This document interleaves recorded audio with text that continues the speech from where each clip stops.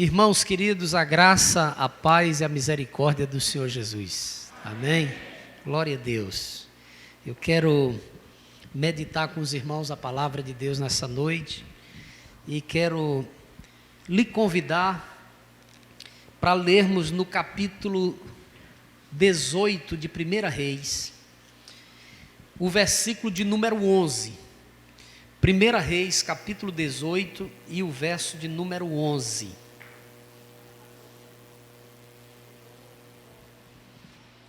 1 Reis, capítulo 18 e o verso 11. Glória a Deus.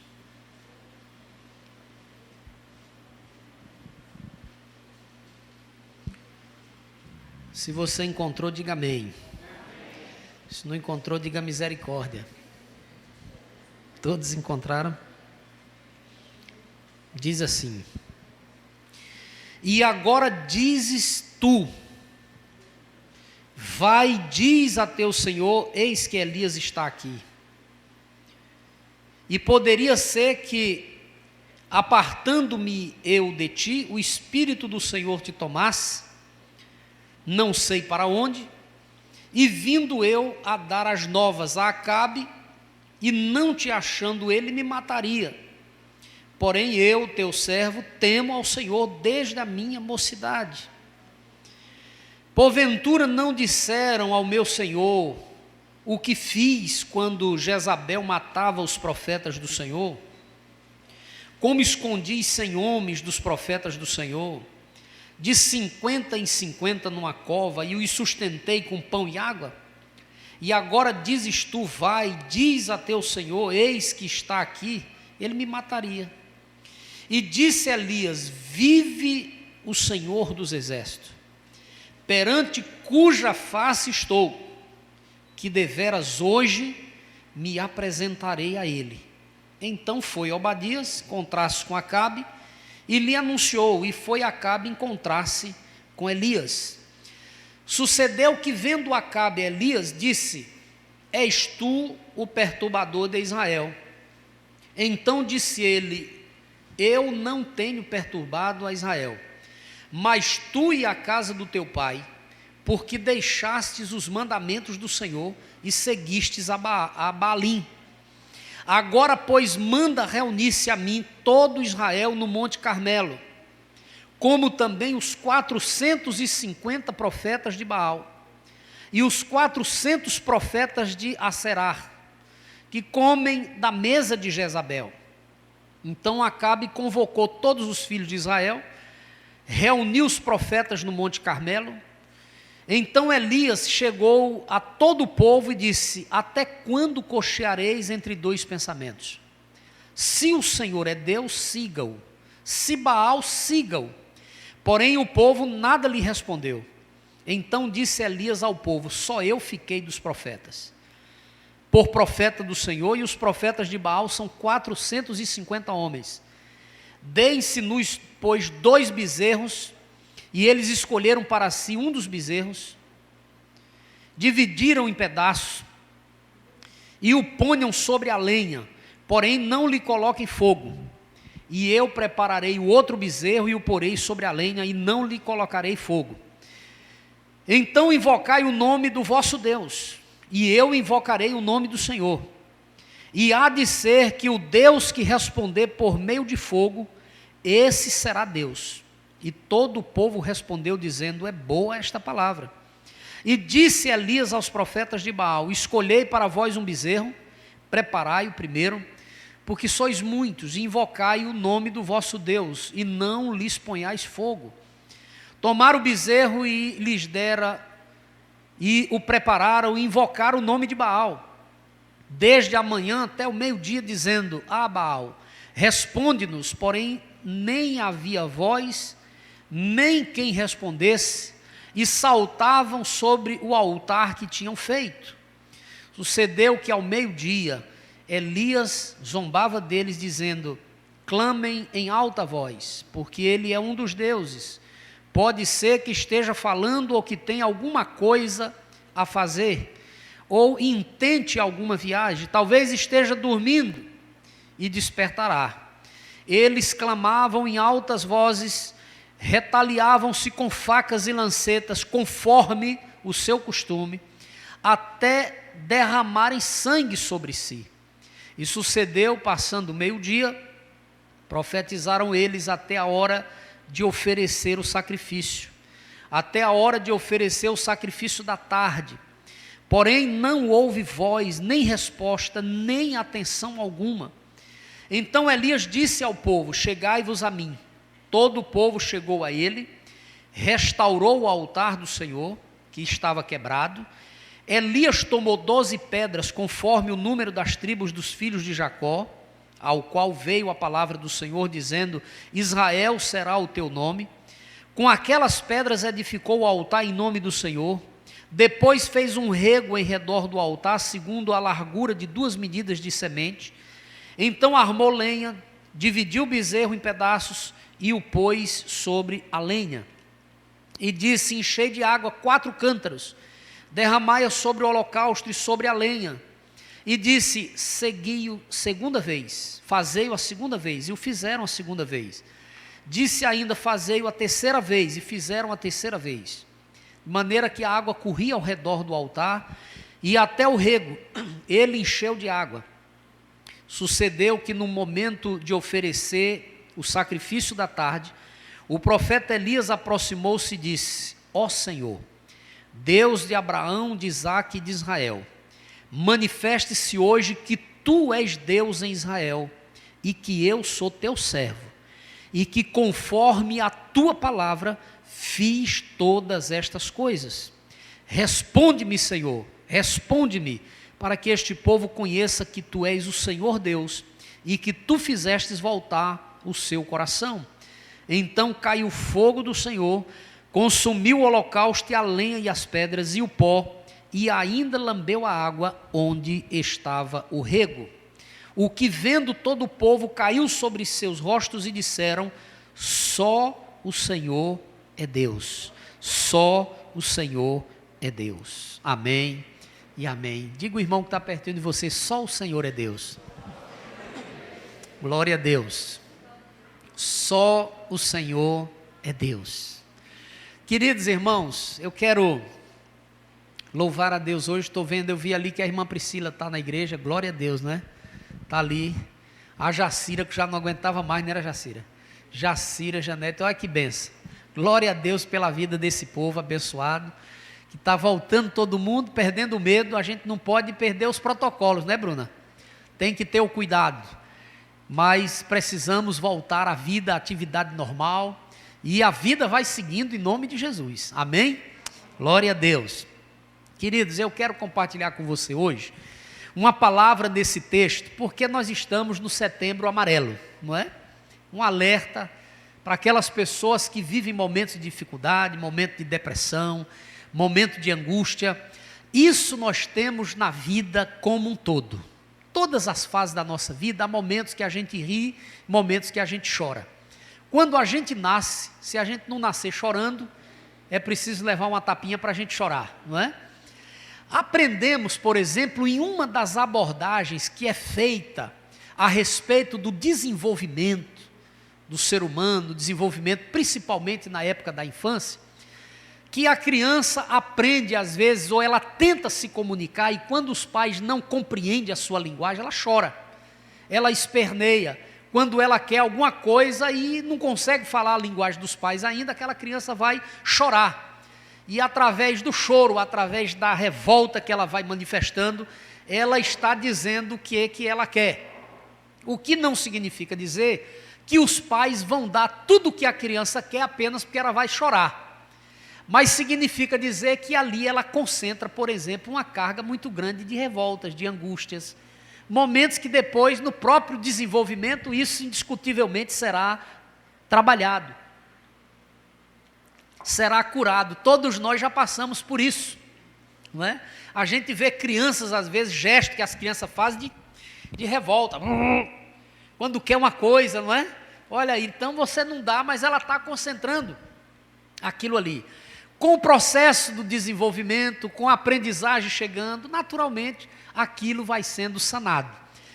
Quando isso não muda, aí vai tendo problemas, vai tendo doenças que precisam depois de acompanhamento e a pessoa vai precisar realmente de tratamentos para se curar. Mas o que eu quero conversar com os irmãos são momentos de angústias que às vezes a gente passa. Alguém pode perguntar, já perguntaram a mim, se eu tive vontade de me matar.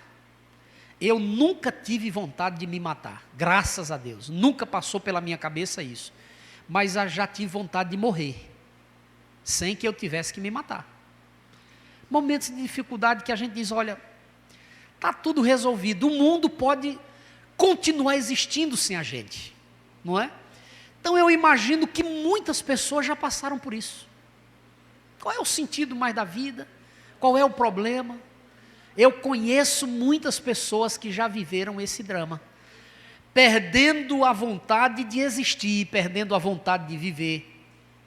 Eu conheço pessoas assim. Nós estamos diante de um texto que nos ensina muita coisa. A formação de Israel como povo, como nação, é uma forma, um jeito de Deus se comunicar com a gente, de se comunicar com os seres humanos. E quando Deus chama Abraão e forma a nação de Israel, Deus está se revelando àquele povo. Vocês conhecem a história de Ana, aquela mulher que orava, que chorava, pedindo a Deus que lhe desse um filho, que se Deus lhe desse um filho, ela daria aquele filho para trabalhar no templo, trabalhar na obra de Deus. E quando Samuel nasceu, ele foi dedicado ao Senhor. Samuel foi um juiz de Israel, Samuel foi cuidador de Israel, ele foi um profeta na história de Israel. Mas chegou um momento em que Israel não queria mais a teocracia, não queria mais aquela forma de Deus se comunicar com o povo. O Israel agora queria uma monarquia. E Deus disse a Samuel que o problema não era com ele, o problema era com o próprio Deus. E aí Saul vem para reinar. Dentro dessa estrutura da monarquia, existem algumas figuras importantes. A figura do rei, a figura do sacerdote e a figura do profeta. O rei tem a responsabilidade de cuidar do povo, do bem-estar do povo, de dirigir o reino. Ele tem responsabilidades civis, digamos assim. O sacerdote tem a responsabilidade de levar o povo a Deus, suas demandas, de oferecer o sacrifício, de pedir a Deus pelo povo, pedindo que Deus cuide do povo, levando o povo a Deus. E o profeta tem a responsabilidade de trazer Deus ao povo. O profeta é aquela pessoa que traz Deus para dizer o que Deus está querendo que o povo saiba. Todas as vezes que o rei pegava uma rota diferente, que o sacerdote queria um caminho diferente, o profeta dizia, não é assim que Deus está dizendo. É assim que tem que ser. A igreja, ela cumpre um papel profético e um papel sacerdotal. O rei é Jesus, ele reina soberanamente. Mas nós temos a responsabilidade de levar as pessoas a Cristo, de acolher as pessoas, e temos a responsabilidade de dizer às pessoas o que Deus manda dizer. Hoje tem muita gente dizendo o que pensa de Deus, mas não querem saber o que é que Deus pensa delas. O que é que a Bíblia diz a respeito das pessoas.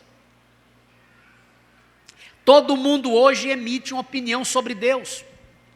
Pode falar sobre o que quer, dizer tudo. O que é que a Bíblia diz, o que é que Deus diz sobre as pessoas.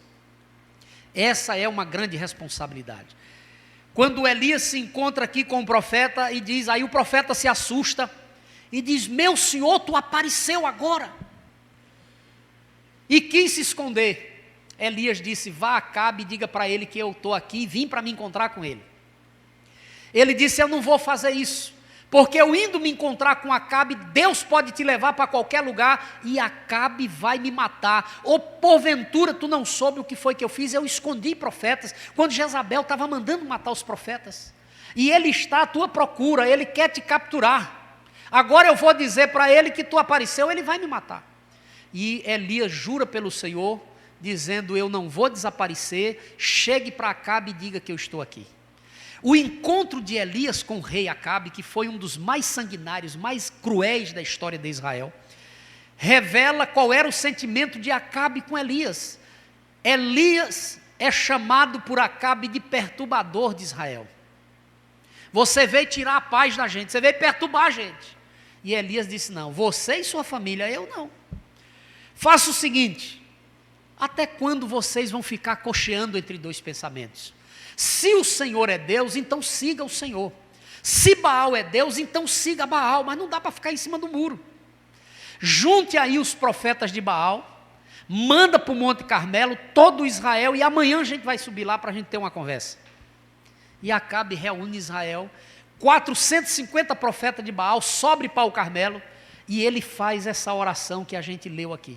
Faz esse desafio: ninguém vai queimar holocausto, ninguém vai queimar o bezerro. Escolham para vocês aí qual é o novilho, e eu vou escolher um. Escolheram, oraram, gritaram, choraram, se retaliaram, e Baal não deu nenhuma resposta.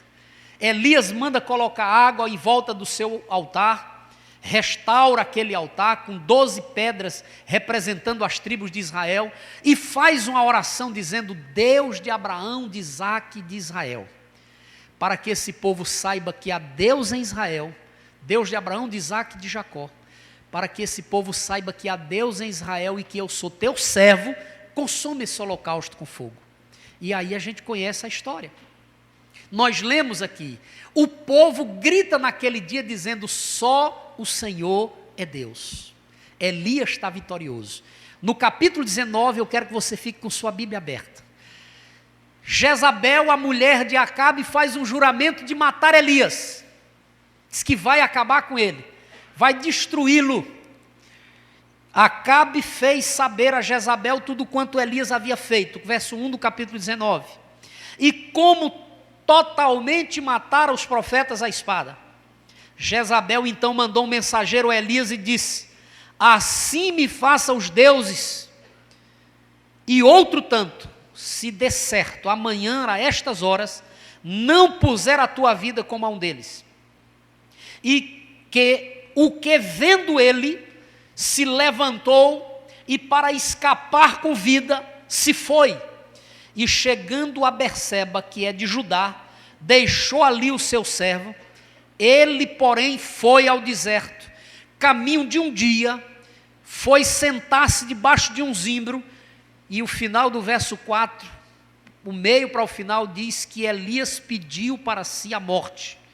Já basta, ó Senhor, toma agora a minha vida, pois não sou melhor do que os meus pais. Olha aí, Elias pediu para morrer, como muita gente pediu para morrer. Teve vontade, perdeu o sentido para viver, angustiou-se profundamente, não quero mais, não é? Nós estamos vivendo num mês em que há um alerta para isso. Ontem a gente estava vendo ali na Praça do Arsenal, e alguns carros que estavam estacionados, uma mensagenzinha colocada para que as pessoas que estivessem transitando por ali pudessem ler, né, contra a ação do suicídio, da depressão na vida das pessoas. Isso, irmãos, já foi eleito, constatado, comprovado como sendo a pior enfermidade do século que nós estamos vivendo. Aquilo que estraga completamente o sentido da vida das pessoas. A gente estava por ali, nos 15 anos da Sofia, ela ganhou da tia, que é profissional da área de fotografia, um álbum, não é? E a gente fazendo algumas imagens. E eu vi ali uma imagem que chocou o coração, eu falando com a Jamara, com elas, com as meninas. Grupos de adolescentes sentados em alguns lugares ali, fumando maconha, abertamente. Um cenário, irmãos, triste, aonde você via, vez em quando, Carlinhos, passando policiais militares, passando guarda municipal, mas o que é que eles podem fazer? Estava lá sentado aqueles adolescentes, alguns jovens, fumando maconha, garrafa de cachaça, começaram chegando, finalzinho da tarde, com bebida na mão, praticamente criança, Jacira. Sentavam na grama, iam beber, e eu olhando aquela cena, triste, porque todos nós sabemos para onde aquelas crianças vão quando tiverem com 25 anos, 30 anos de idade, estiver na flor da juventude, que situação estará vivendo aquelas pessoas. É um problema. A gente sabe que aquilo é resultado de muita coisa, que não vamos analisar aqui agora, não tem um único problema. Tem muitos problemas por trás daquela cena, por trás daquela imagem que hoje é comum. É comum a gente ver aquilo ali. É triste. Inclusive a depressão. É um dos problemas que as pessoas que usam a droga, né, o que é, por exemplo, a abstinência? Qual é a característica? A loucura, a ansiedade exagerada quando essas pessoas querem usar a droga, seja ela qual for, e não encontram, porque elas estão caminhando para uma depressão. Estão vivendo fora de si, perderam o equilíbrio, perderam as faculdades da razão.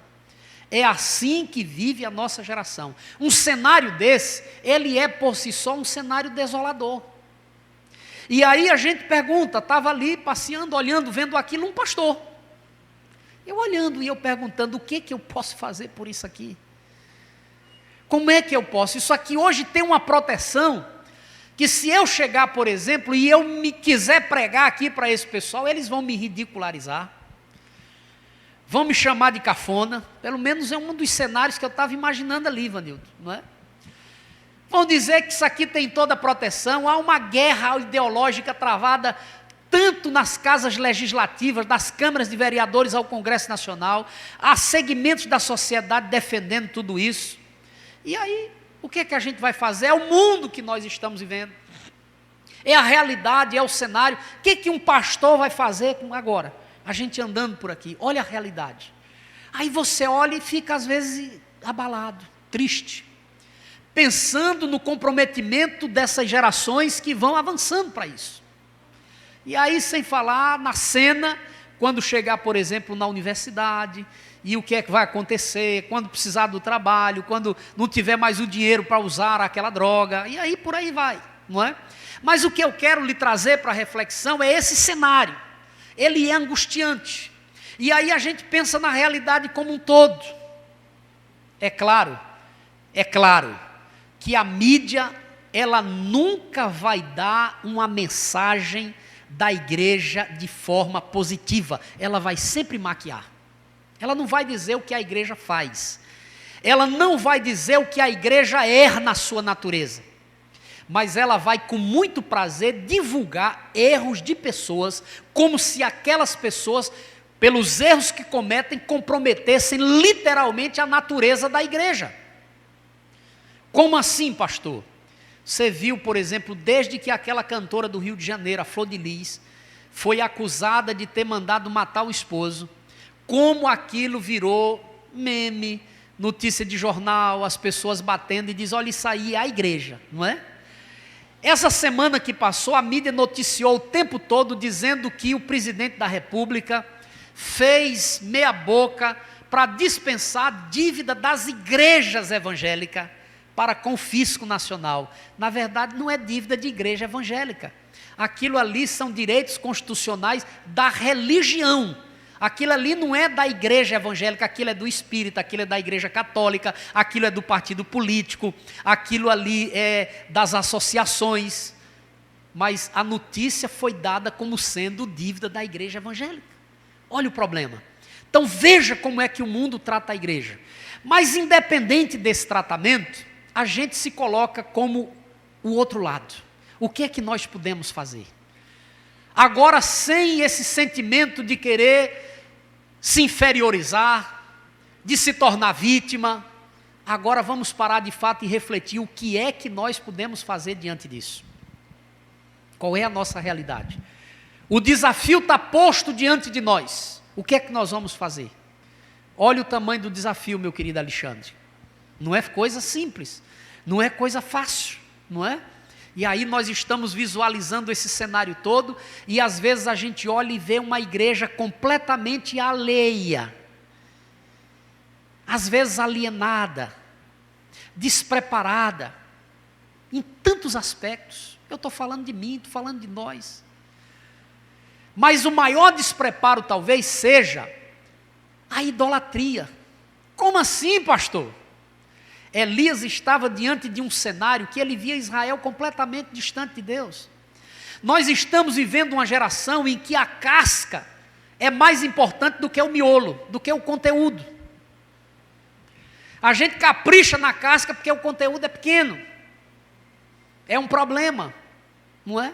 Em todos os sentidos a gente se assusta. E aí a gente para olhar para a nossa realidade e percebe o quanto nós precisamos pedir que Deus trabalhe na nossa vida. Eu estou dizendo isso a você, fazendo essa relação, para dizer que Elias estava diante de um cenário em que ele agora não ia mentir. Elias sai do monte vitorioso, vence os profetas de Baal, escuta o povo dizendo, só o Senhor é Deus. No capítulo 19 ele está se escondendo de Jezabel com medo de morrer. Aí o que acontece quando ele pede a morte para ele? O versículo de número 5 diz que Elias estava debaixo do zimbro, dormindo, e um anjo do Senhor chegou e tocou nele e disse, te levanta e come.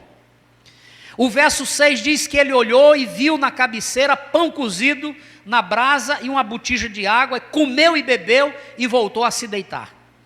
No verso 7 o anjo toca nele a segunda vez e diz, se levanta, come, porque você tem um caminho longo a percorrer.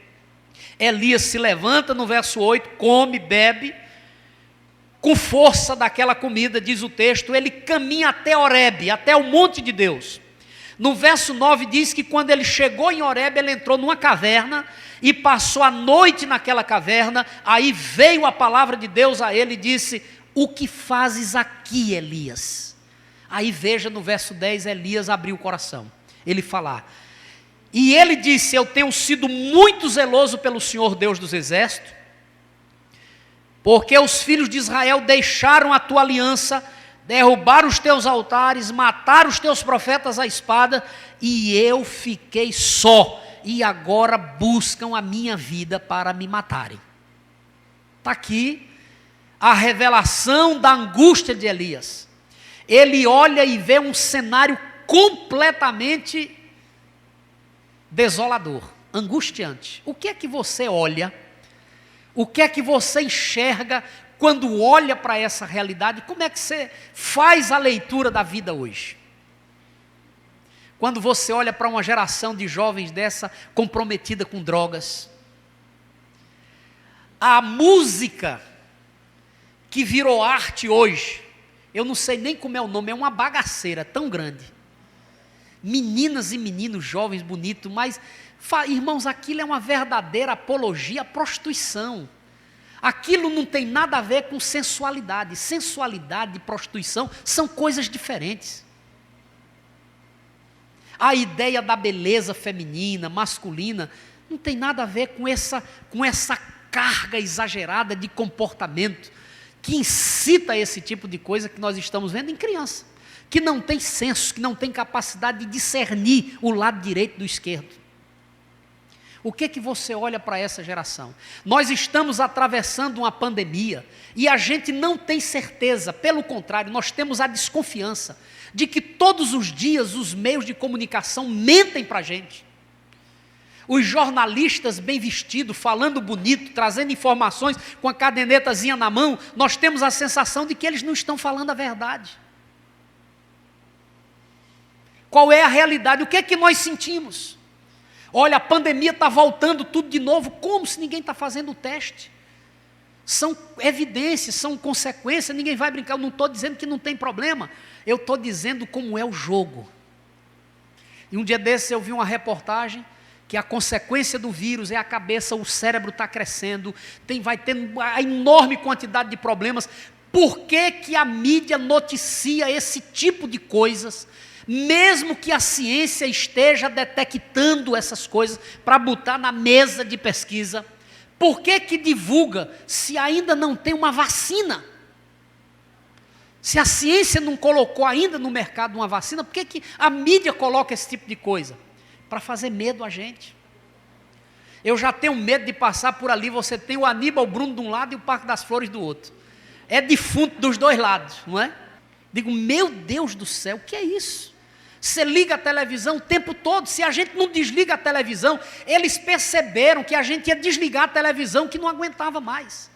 Mas o que é que eu estou falando? Da falta de confiança que o mundo inteiro, o mundo comum, o mundo dos mortais tem nesses mecanismos de organização. O que é que a gente sente quando olha para esse cenário? Qual é a esperança que você pode projetar para amanhã? Aí justifica aqui o que Elias estava vendo. Uma igreja toda dividida. Gente diz, não, olha a estratégia nossa aqui, o povo não quer vir para a igreja. Pastor, a gente tem que botar o pancadão na igreja. Tum, tum, tum, tum, apaga a luz e pau, pastor. Tem que chamar a galera e bota o pancadão, e pancadão, e pancadão. O negócio não é fácil não. O pobre de Elias ficou numa situação. Se eu for fazer o que Acabe quer, eu não estou dizendo aqui que sou ignorante, irmãos, a experiência da metodologia. O tempo que nós vivemos é outro. Nós estamos vivendo num mundo virtual, que pode ser mudado completamente para o mundo analógico depois de novo. É só ter um apagão. Na virada do milênio ficou todo mundo assustado, o que é que poderia acontecer? Ninguém sabe que tipo de apagão, que vírus está preparado para mudar toda uma dinâmica do mundo inteiro. Você acha que esses caras têm o controle de tudo? Não tem. O controle de tudo quem tem é o Deus Todo-Poderoso, Criador do céu e da terra. Ele tem um controle. Mas o que é que você enxerga? Como é que você olha? Nós podemos olhar de forma otimista, de forma realista, de forma pessimista. Como é que a gente olha? Tem gente que otimista demais, não vê problema em canto nenhum. É preciso um choque de realidade, não é? Quem não vê problema em canto nenhum tem alguma coisa errada com esse tipo de olhar. Agora, quem só vê problema na hora das oportunidades também tem alguma coisa errada. Tem gente que só vê problema o tempo todo e aumenta os problemas e amplia o problema. Que tipo de abordagem você vai trazer para a sua vida, para formar os valores através dos quais você vai andar por eles? Quem é que vai fazer a sua cabeça? Quais são os valores? Eu vou repetir aqui. Eu me lembro que no dia que o Faca Cega morreu, ele me procurou por aqui pela comunidade. Foi na casa da minha sogra, procurou por mim, veio aqui pela igreja, algumas pessoas me encontraram. Eu me lembro que cruzei com ele na calçada do Jordão, por conta da eleição, a gente conversou um pouco. E aí o Faca Cega passou a me procurar e queria conversar comigo, e eu fiquei triste, porque talvez ele quisesse abrir o coração para mim, pelo problema que estava enfrentando. Depois eu soube que ele tinha se matado. E eu fui fazer o culto fúnebre do Faca Cega. E eu me lembro que eu disse 3 coisas ali, 3 valores. A Claudinha, a Claudete vinham para a igreja, de vez em quando a mãe dela vinha. E eu lembrei de 3 valores, da família, da fé e dos amigos. E eu disse, olha, não dá para ter 1 milhão de amigos, feito o Roberto Carlos queria. Ele queria ter 1 milhão de amigos, é muito difícil, não é? Você construir amizade de verdade, manter amizade de verdade, isso é muito complicado. Desculpe, irmãos. Não é o Covid não, é só o refluxo mesmo, viu? E se for, não chega por aí não, está longe. Não dá para a gente, por exemplo, achar que a família é só para tirar foto. A família tem muitos outros significados que vão socializar a nossa vida, que a gente queira ou que a gente não queira, mas não tem uma família perfeita. Toda família tem problema, toda família tem suas dificuldades. E eu costumo sempre dizer que se a família falhar, se os amigos falharem, a fé não pode falhar. Tem que ser a fé firme, a fé verdadeira. E essa fé tem que ser além da religiosidade. O que é religiosidade, pastor? O que os baalins praticaram. A oração dos baalins era pura religiosidade. Eles não tinham convicção de que o Deus que eles estavam invocando era de verdade. Mas eles invocaram, eles se retaliaram, eles gritaram, eles praticaram um ritual. Tem muita gente fazendo esse tipo de coisa, mas não tem convicção em relação com o Deus verdadeiro. E eu quero caminhar aqui para o final mostrando a você, Na experiência de Elias aqui, nós encontramos algumas coisas. Primeiro, coragem. Um sujeito frouxo, um profeta medroso, não ia ao encontro do mais miserável rei da história de Israel. Não ia. Elias era um sujeito corajoso. Chegou para Obadias e disse: olha, vai lá e diz a Acabe que eu estou aqui, quero falar com ele. O pobre profeta ficou tremendo com medo, disse: meu Deus, se eu for no caminho, Deus te leva não sei para onde. Elias, Acabe vai acabar me matando. Elias disse: não, vai, diga que eu vou me encontrar com ele. E Elias foi se encontrar com Acabe. Nós precisamos ter coragem para confrontar o desastre dos dias em que nós estamos vivendo, sem ter medo, irmãos. Sem ter medo de dizer a verdade, de falar a verdade, de viver a verdade, de querer ser politicamente correto, de querer agradar todo mundo. Eu nunca vi uma coisa mais certa do que aquela frase que diz: se você quiser agradar todo mundo, vai vender sorvete, vender picolé. Todo mundo gosta de chupar um picolé no calor e tal, vai lá. Agora, na hora que você for você, que você começar a dizer quais são os seus valores, é claro que vai ter gente que não vai gostar de você, que vai virar a cara, que vai lhe desprezar. É preciso a gente ter coragem. Frouxo não é crente nos dias que nós estamos vivendo. Ser crente hoje é coisa para cabra e mulher corajosa. Mulher corajosa e homem corajoso. Porque é difícil. Por todos os lados nós somos atacados. Fundamentalista, retrógrado, ultrapassado. É tanto adjetivo para nos desqualificar por conta da nossa fé.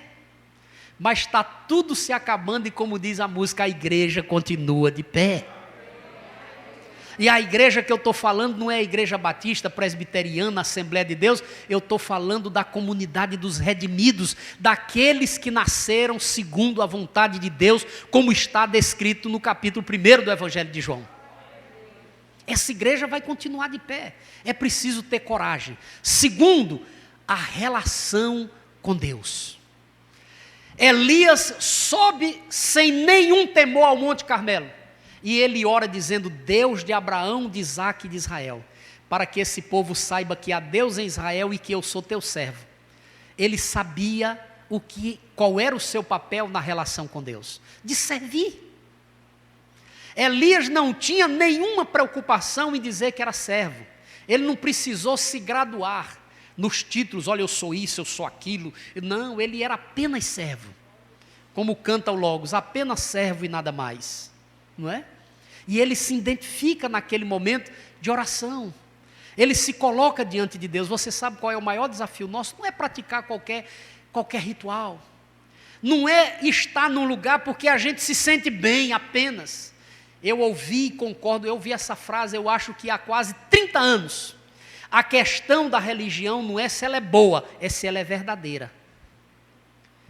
Quem é que faz a diferença? Quem faz a diferença é o Deus daquela religião. Aqui você tem um exemplo. Os Baalins se cortaram, se retaliaram, praticaram seus rituais. Acabe não pôde dizer nada, sabe por quê? Porque tem boca, mas não falava, tinha olhos, mas não via.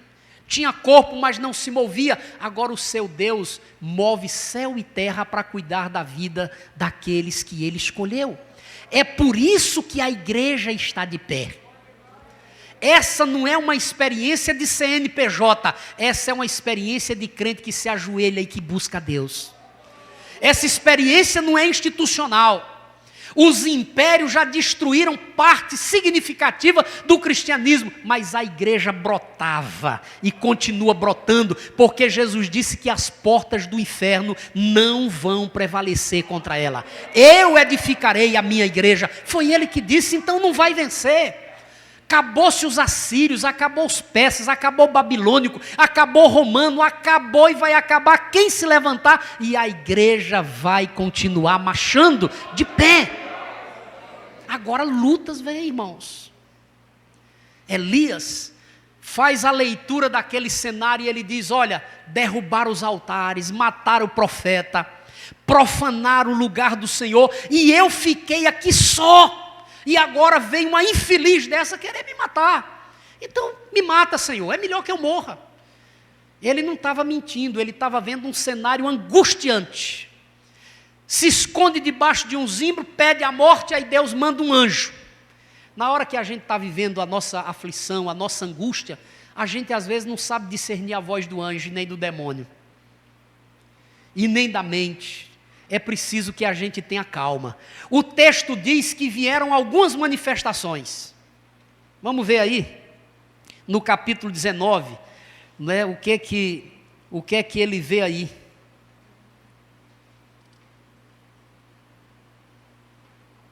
Deixa eu ver aqui onde é que está o texto. No versículo 11. E Deus disse: sai para fora, põe-te neste monte perante o Senhor.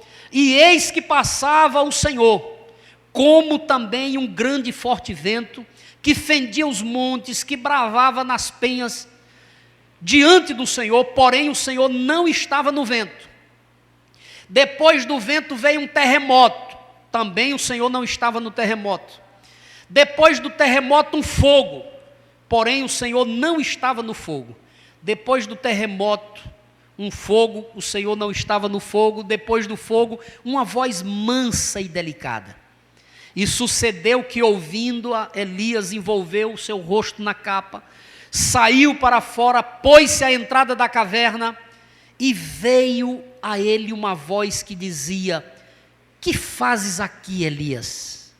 E ele disse: eu tenho sido extremamente zeloso pelo Senhor, pelo Deus dos exércitos de Israel, mas porque os filhos de Israel deixaram a sua aliança, derrubaram os seus altares, mataram os profetas à espada, e eu fiquei só, e agora estão me procurando para tirar minha vida.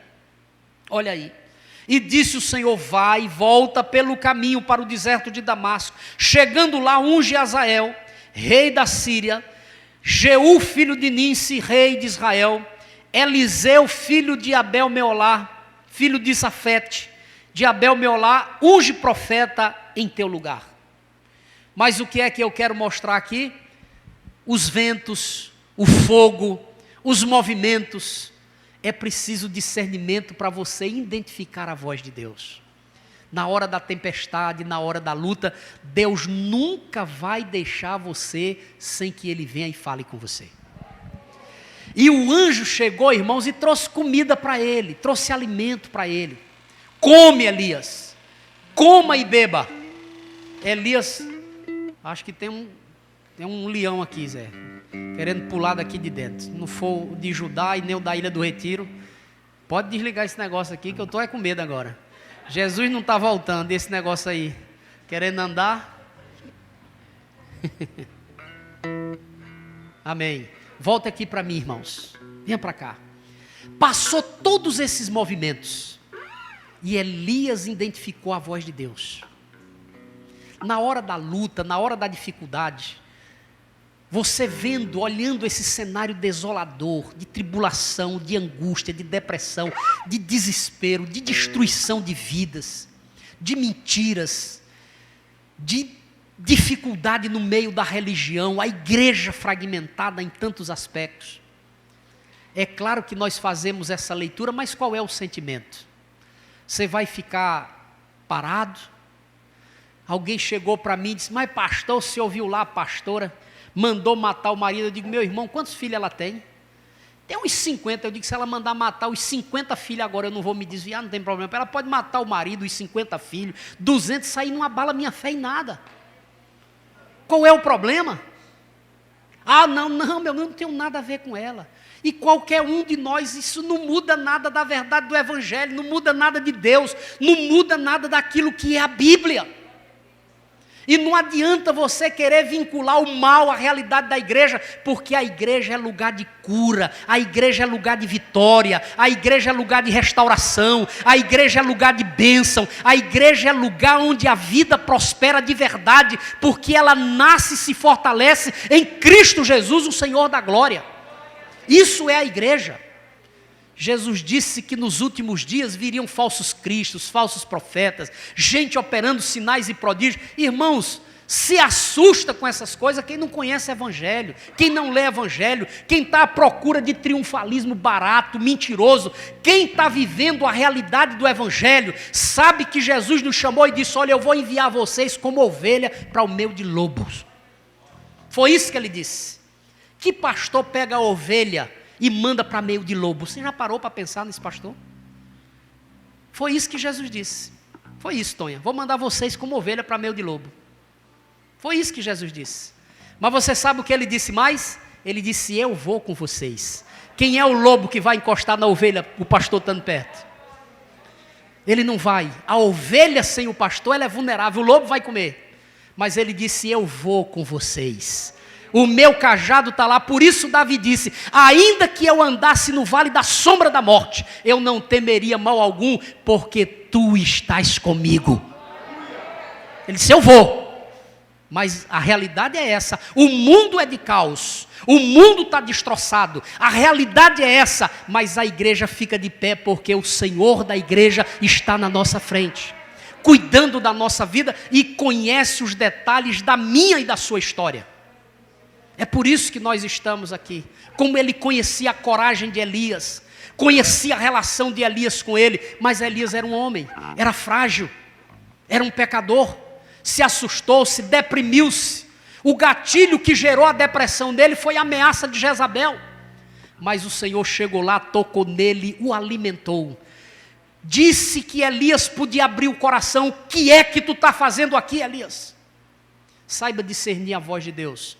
Quando você tiver certeza que Deus está lhe perguntando alguma coisa, responda com honestidade. Elias foi honesto. Sabe o que é que aconteceu comigo, Senhor? Quebraram a tua aliança, mataram os teus profetas, destruíram os teus altares, eu fiquei aqui só. Aí o Senhor diz, fique de pé, coma, volte pelo caminho que eu vou te mostrar, você ainda tem 2 reis para ungir e um profeta. Você tem missão na vida e ninguém vai tocar em você. Pode ir para lá. Faça isso que eu estou lhe mandando. E no final das contas, veja o que foi que Deus disse para ele. Veja o versículo de número 18, do capítulo 19. Também deixei ficar em Israel 7.000, todos os joelhos que não se dobraram a Baal e toda a boca que não beijou. Tem muita gente que está caminhando como você não está só. Deus faz gente se levantar para orar pela nossa vida. Deus tem gente orando por você, orando pela sua vida. Deus tem gente orando pela minha vida. Deus tem gente orando pelo Brasil. Deus tem gente que está se movendo e Deus está se movendo sobre a nação. Então olhe para o cenário. Não vá maquiá-lo, não vá se assustar. Mas viva essa realidade. A realidade humana, que às vezes angustia, que às vezes entristece, mas não sai de perto de Deus. Identifique a voz do Senhor como Elias identificou.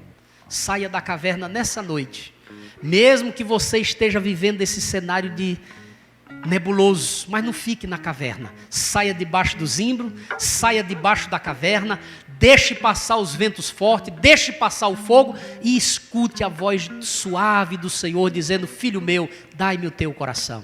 Entrega o teu caminho ao Senhor, confia nele e o mais ele fará.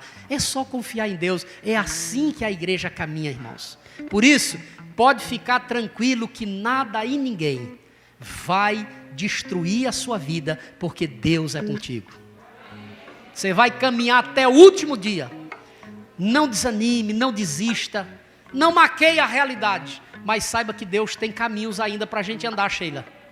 Tem muito caminho pela frente. Elias, coitado, achou que estava tudo acabado. Quando a gente está com depressão, a gente quer pular da ponte de Gravatar. Aí olha para a ponte, às vezes a perna tem, não vou pular não. Hein? Deus tem misericórdia, segura, mas tem uns que vai lá e pula. Semana passada, o filho de um militar, amigo meu, aqui do interior, 19 anos de idade, deu um tiro na cabeça. O pai coronel da polícia, a mãe secretária, vivendo financeiramente tranquilos, bem, mas ele foi lá e se matou. A depressão é uma desgraça. Não deixe que a depressão tire de você a fé. Que ela tem as suas reações, os seus problemas, as suas lutas, ela também é um problema físico. A gente enfrenta, não vamos de encontro ao que os médicos ensinam, pesquisam, mas a gente vai se ajoelhar e vai se levantar vitorioso, porque maior é aquele que está em nós do que aquele que está no mundo. A fé, irmãos, A fé no Deus Todo-Poderoso, a fé que remove montanha, a fé que nos coloca sempre de pé. Pode falar o que quiserem de você, continua firme diante de Deus, amém? E pode cantar: eu não morrerei enquanto o Senhor não cumprir em mim todos os sonhos que Ele mesmo sonhou para mim. Eu quero viver em santidade e adoração, pois é só dele, somente dele o meu coração. Diga: Deus é fiel, Deus é fiel para cumprir toda palavra dita a mim. Deus é fiel. Vem, gente, me ajudar. Fiel. Vamos lá, vai, levante, toca bonito. Deus é fiel. Vamos ficar de pé.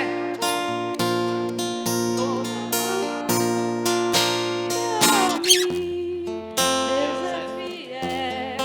Deus é fiel. Cante com alegria. Eu não morrerei enquanto o Senhor não cumprir em mim Todos os sonhos. todos os sonhos que Ele mesmo sonhou pra mim. Eu quero viver em santidade e adoração, É assim que a gente vive. pois é só dele, somente dele o teu coração. Eu não morrerei enquanto o Senhor não cumprir em mim todos os sonhos que Ele mesmo sonhou pra mim.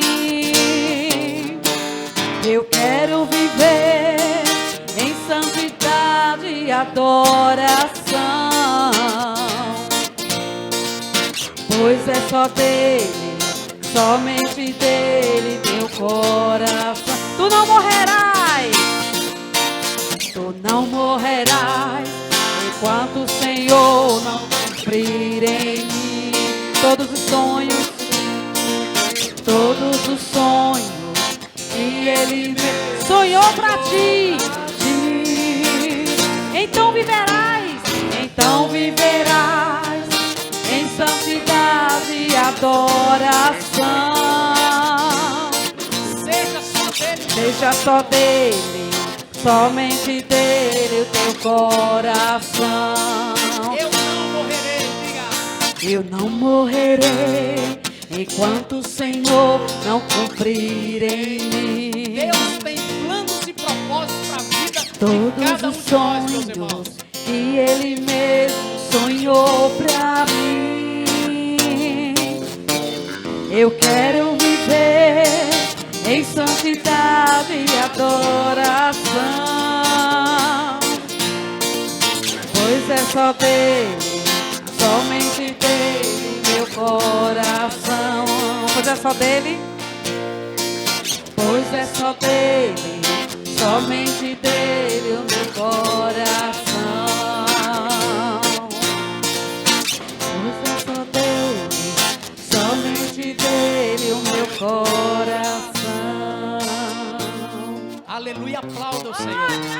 Glória a Deus. Aleluia. Diga ao irmão que está aí perto de você: saia da caverna, que Deus quer falar contigo. Glória a Deus. Saia da caverna. Deus quer falar com você. Que Deus nos ajude a não nos escondermos e nunca ocultarmos tudo aquilo que está no nosso coração. Abra para Deus.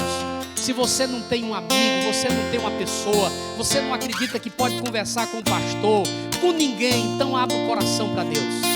Rasgue o seu coração diante dele, diga tudo, não deixe nada aí dentro, porque Ele sabe tudo sobre você. Ele vai restaurar a tua vida, Ele vai cuidar da tua vida. É por isso que a igreja continua de pé, porque o Senhor da igreja continua nos dirigindo. continua nos abençoando, nos restaurando e nos conduzindo no caminho que nós devemos sempre percorrer. Amém? Glória a Deus. Olha aí para o irmão que está perto de você, diga para ele: o Senhor te abençoe e te guarde. O Senhor sobre ti levante o seu rosto. O Senhor tenha misericórdia de ti. Diga para ele: o Senhor te dê a paz. Agora faz um coraçãozinho assim, diga: daqui um dia eu vou lhe dar um abraço bem forte para a glória de Deus. Deus abençoe os irmãos. Tenha uma semana vitoriosa na presença do Senhor, em nome de Jesus. Amém. Enquanto o Senhor não cumprir em mim